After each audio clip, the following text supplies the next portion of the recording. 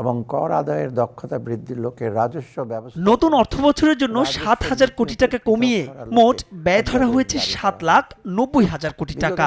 অগ্রাধিকারমূলক খাতগুলোতে বরাদ্দ দিলেও ক্রীড়া খাতকে ভুলে যাননি অর্থ উপদেষ্টা, বরং বরাদ্দ বাড়িয়েছেন যুব ও ক্রীড়া মন্ত্রণালয়। পরিচালন ও উন্নয়ন ব্যয় মিলিয়ে প্রস্তাব করা হয়েছে ২৪২৩ কোটি টাকা।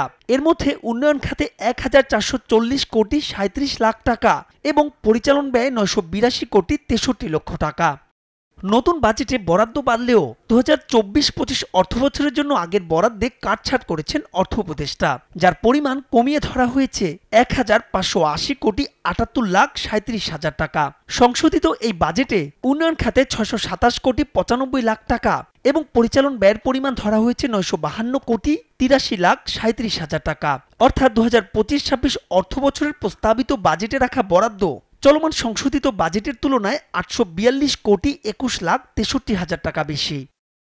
২০২৫-২৬ অর্থবছরের বরাদ্দের ক্ষেত্রে অগ্রাধিকার পেয়েছে দেশের বিভিন্ন অঞ্চলে নির্মিত মিনি স্টেডিয়ামগুলো, যার নির্মাণ ব্যয় ধরা হয়েছে ১১৩ কোটি টাকার বেশি।